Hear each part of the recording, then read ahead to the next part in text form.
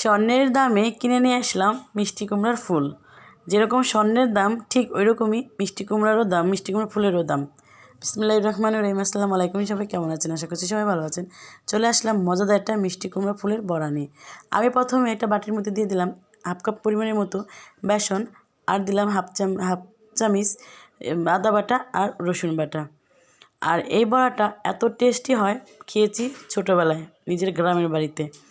আজ আমি পেয়ে গেলাম, এক নম্বর যখন বাজারে গেলাম এই ফুলগুলো চোখের সামনে পড়লো। ওকে তো ছাড়া যাবে না, স্বর্ণের দামে কিনে নিয়ে চলে আসলাম। তারপরে দিয়ে দিলাম 2 চামচ মরিচের গুঁড়া, 1 চা চামচ হলুদের গুঁড়া। মরিচের গুঁড়া একটু বেশি দিলাম কালারটা ভালো হওয়ার জন্য, আর একটু ঝাল ঝাল লাগলে খুবই ভালো লাগবে খেতে। আর দিয়ে দিলাম হাফ চা চামচ ভাজা জিরের গুঁড়া, আর দিয়ে দিচ্ছি হাফ চা চামচ ধনিয়ার গুঁড়া। এই হাতে থাকা কিছু উপকরণ দিয়েই এত মজাদার একটা বড়া বানানো যায়, না বানিয়ে খেলে বুঝতেই পারবেন না। এখন আমি দিয়ে দেবো পরিমাণ মতো লবণ। আপনারা লবণটা কিন্তু অবশ্যই আপনাদের মতো করেই দিয়ে নেবেন। এখন আমি পানি দিব, দিয়ে সুন্দর করে ভালো একটা ব্যাটার তৈরি করে নেব। আর তার আগে দিয়ে দিচ্ছি চালের গুঁড়া। আতপ চালের গুঁড়া দিচ্ছি, একটু মচমচে টাইপের হবে, খেতে ভালো লাগবে। আপনারা চাইলে স্কিপ করতে পারেন।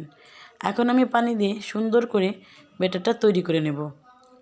আর ব্যাটারটা বেশি ঘন করা যাবে না, বেশি পাতলাও করা যাবে না। যেভাবে আমরা বেগুনি ভাজি ঠিক ওইভাবে ব্যাটারটা তৈরি করলে হয়ে যাবে। আমার ব্যাটারটা তৈরি হয়ে গেছে।